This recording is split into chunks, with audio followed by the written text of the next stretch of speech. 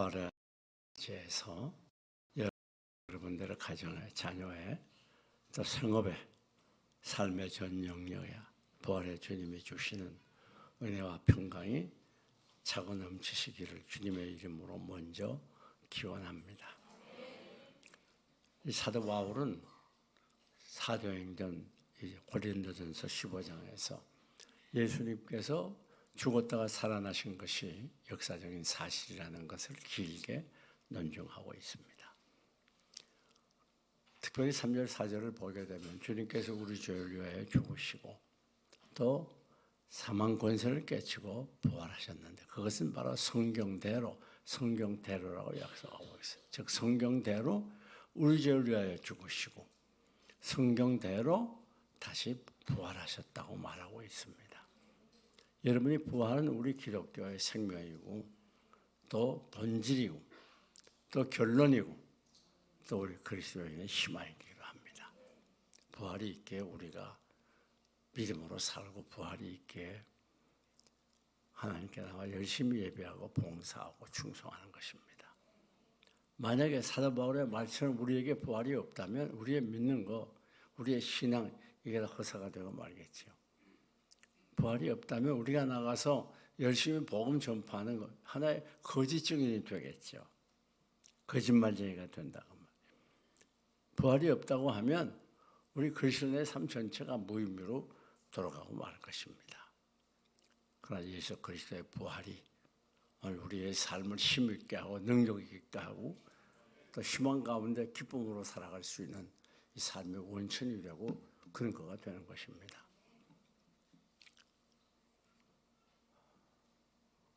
여러분, 이 사도 바울은 본문에서 이 부활은 하나의 호구적인 얘기가 아니고 이것은 역사를 가지고 있는 분명한 사실이라는 것을 확실하게 밝히고 있는 것입니다. 부활은 어느 누가 만들어내는 그런 호황한 얘기가 아닙니다. 그래서 그 부활의 역사성에 대해서 말하고 있는데 그 첫째는 부활은 증인들이 많다는 거예요. 그래서 예수님이 부활할 때 남이 모르는 가운데 밤중에 홀로 부활하신 게 아닙니다. 500여 명이 보이는 가운데서 부활하셨다고 그랬어요. 여러분 증인이 한 사람이 있어도 그 증거는 얼마나 더 설득력이 있습니까? 그런데 부활의 주님을 본 사람들이 500여 명이에요. 그러니까 이것은 누구도 부인할 수 없는 것입니다. 뿐만 아닙니다. 예수님의 제자들도 역시 예수님의 부활을 보았다고 그랬어요. 예수님께서 부활하신 후에 이 땅에 40년 이 땅에 40일 계시지 않았습니까? 그런데 40일 계시는 동안에 예수님이 몇 번 나타나셨는가? 13번 나타났어요. 그래서 예수님의 제자들이나 여러분들을 만나게 되는 것이에요. 그러니까 예수님의 부활이 역사적인 사실이라고 하는 건 너무나 분명하고 확실한 것입니다. 뿐만 아니라 예수님의 부활은 바로 교회 설립으로 증명이 되는 것입니다.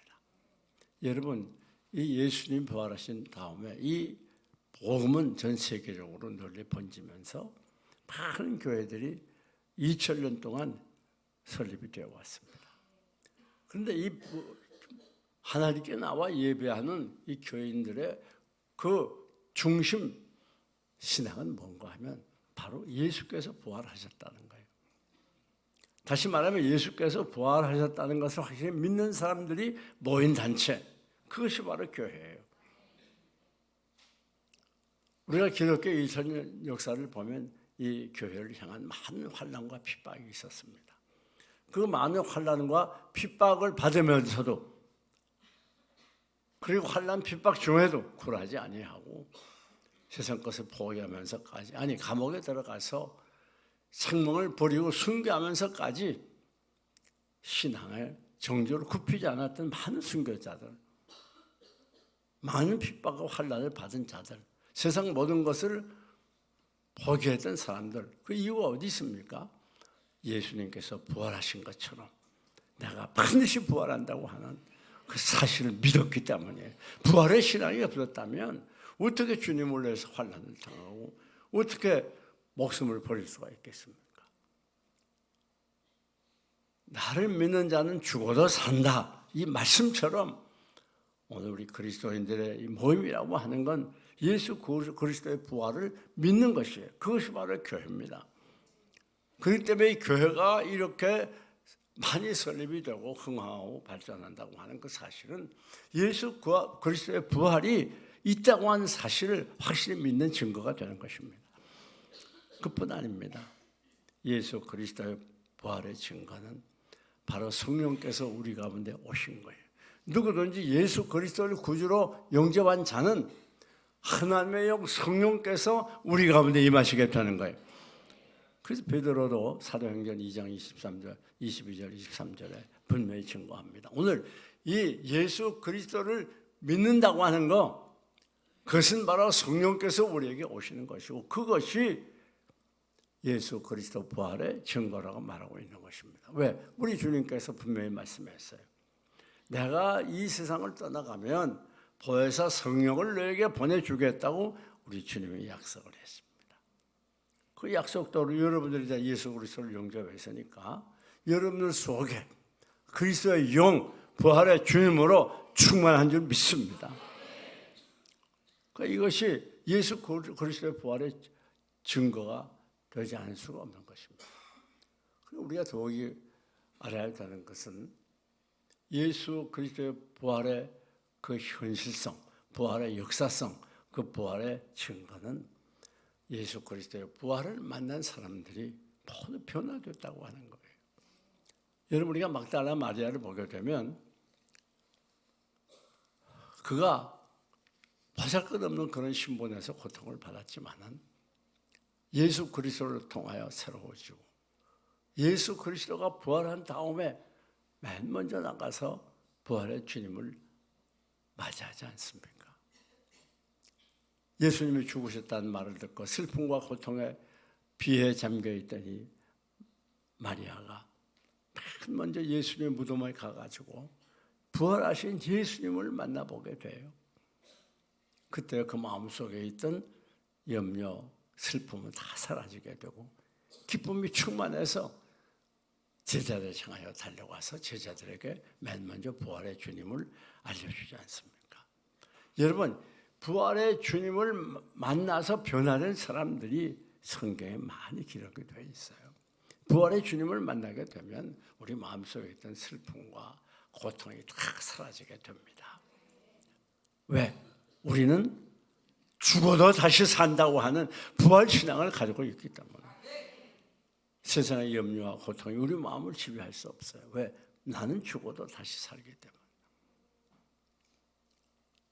부활의 이 신앙을 가지면 이 부활의 신앙이 우리 마음속을 지배하고 있는 세상의 염려, 불안, 고통, 슬픔을 완전히 쫓아버리게 돼요. 그리고 부활의 희망으로 가득 차게 되는 것입니다. 그뿐 아닙니다. 예수님의 제자들이 예수님이 죽으신 다음에 그만 공포에 사로잡혔어요. 왜? 이제 예수님이 십자가에 못 박은 악한 무리들이 예수님의 제자들을 체포하고 핍박을 가할 것은 너무나 당연하기 때문에 그래요. 그래서 방에 들어가서 안으로 문을 잠그고 벌벌 두려워 떨고 있을 때에 우리 주님이 부활의 주님이 찾아들어갔습니다. 부활의 주님은 장복과 장애와 시공과 가리지 않습니다. 그게 부활체의 특징이에요. 그래서 이 제자들을 만나서 뭐라고 말합니까? 두려워 말라. 내가 너에게 평안을 준다. 내가 너에게 주는 평안은 세상이 주는 것 같지 않다. 그렇게 말했어요. 그렇습니다. 오늘 우리가 이 세상 살아가면 여러 가지 불안, 초조와 고통에 사로잡히기 쉬워요. 많은 문제들이 우리 앞으로 가로막고 질병과 사건과 사고와 환난 시련이 폭풍처럼 계속해서 우리에게 불어닥칠 때가 많습니다. 그런 거를 우리는 마음의 평강을 잃어버리고 늘 괴로운 가운데 탄식하는 경우가 많이 있어요. 그러나 우리가 예수님께서 죽었다가 다시 살아났다는 이 부활신앙을 확실히 갖는다고 하면 우리는 이 세상에 우리를 괴롭히는 많은 시련과 고통으로 벗어날 수가 있고 마음의 평강을 찾을 수가 있어요. 사천된 사셨네. 예수 다시 사셨네. 이 부활의 주님을 우리가 확실히 믿고 나는 다시 죽어도 다시 살아난다고 하는 이 믿음 가진다고 하면 우리는 어떤 경우에도 결코 넘어지지 않고 마음의 평강을 유지할 수가 있고 험한 세상에 행복한 삶을 살아갈 수 있는 것입니다.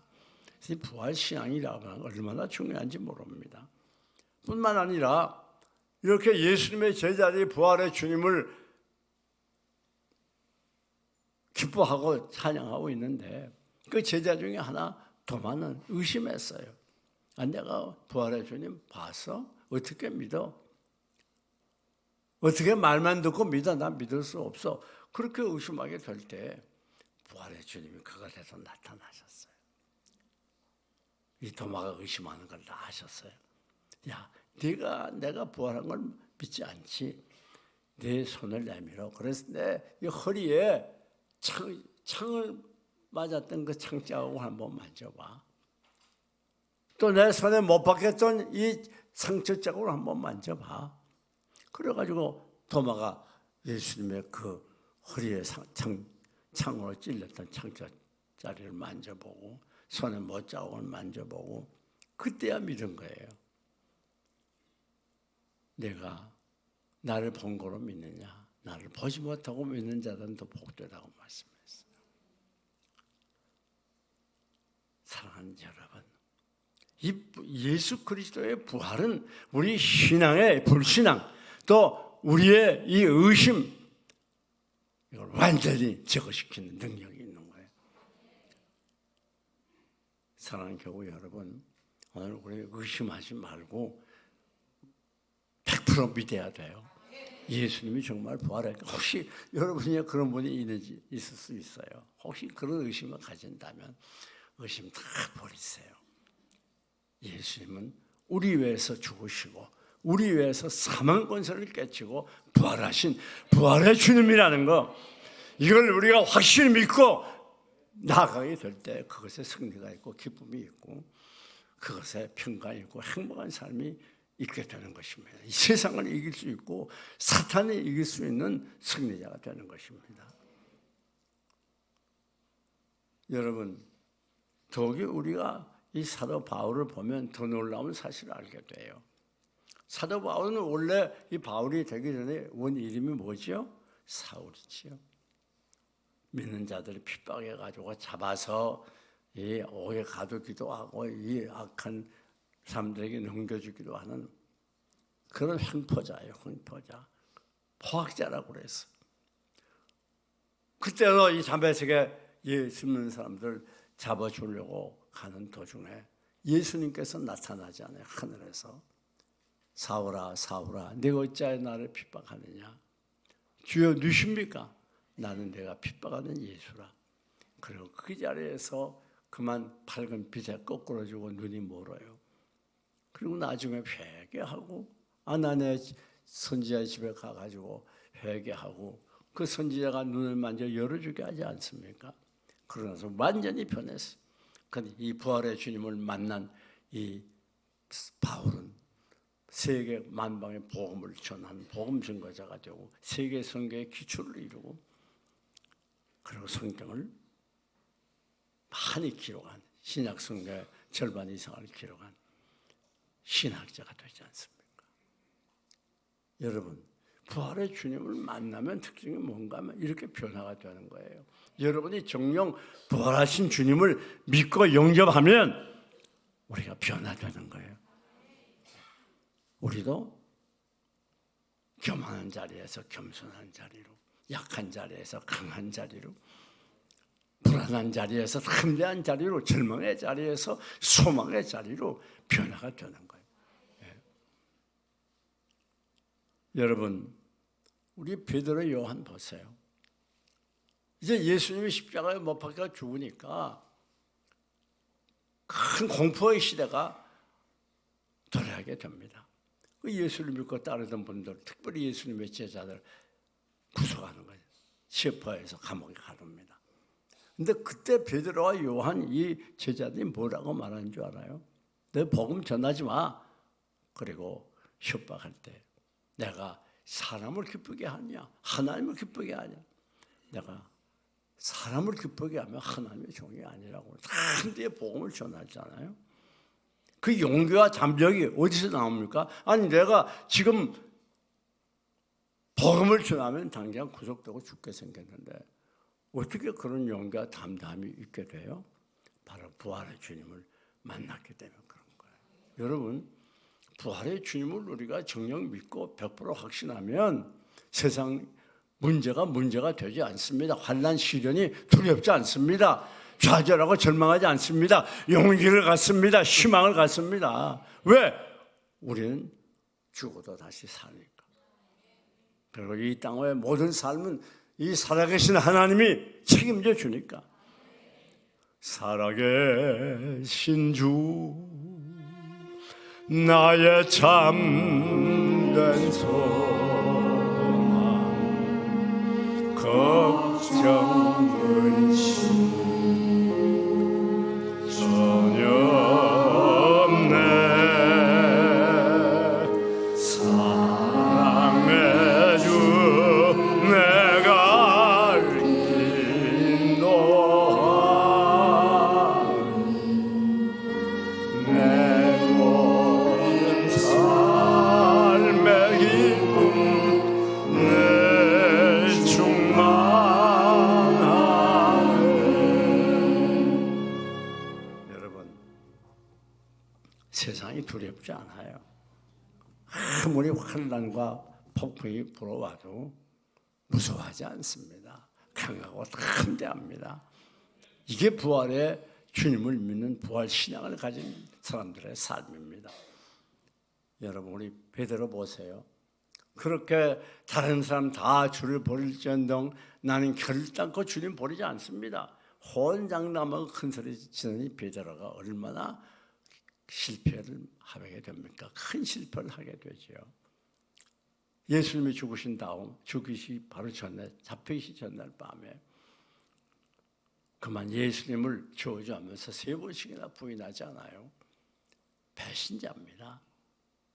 상대할 사람이 못 되는 거예요. 그렇게 열심히 있고 누구보다도 예수님을 잘 섬기는 것처럼 사랑하는 것처럼 큰 소리 치더니 베드로가 어린 여자아이 앞에서, 여종 앞에서 예수님 3번이나 부인하고 그것도 조주하면서 나는 예수라는 사람 알지 못해. 이렇게 배신자였던 베드로, 우리 주님이 찾아가지 않아요. 찾아가서 베드로야, 네가 나를 사랑하니? 3번씩이나 묻습니다. 내가 주를 사랑합니다. 주께서 나를 아십니다. 주님은 과거에 잘못해서 묻지 않았어요. 야 베드로야, 네가 수제자라고 그러더니 나를 3번씩이나 부인해? 한 번도 아니고. 그리고 버젓거리면 어린 여자애 앞에서 부인해? 그것도 좋아. 아니 조주까지 하면서 부인해? 너 너무했어. 그때 그러면 안 되잖아. 사람이. 내가 얼마나 큰 소리 쳤어. 다른 사람 다 나 버려도 안 버린다고 그랬지 않았어? 내가 얼마나 잘난 척했냐. 근데 꼴이 뭐냐 그러고 나서 지금 아마 그럴 수도 있어요. 우리 주님은 한마디도 이 베드로의 과오나 잘못에 있어서 말하지 않습니다. 내가 나 사랑하냐? 내가 나 사랑하니? 내 양을 치라 사명을 주시는 거예요. 그때 이 베드로는 그 사명을 받고 일평생을 복음 전하다가 나중에 장렬하게 숭배하지 않습니까? 여러분, 우리가 부활의 주님을 믿으면 이렇게 새로워지는 거예요. 복음 증거자가 되는 겁니다. 부활의 복음을 전하지 않을 수가 없어요. 예. 사랑하는 여러분, 이제 말씀을 정리합니다. 우리 부활의 아침을 맞이해서 우리 모두 새로운 용기와 담력을 가지고 희망 중에 부활의 주님을 증거하는 부활의 증인들이 되시기를 주님의 이름으로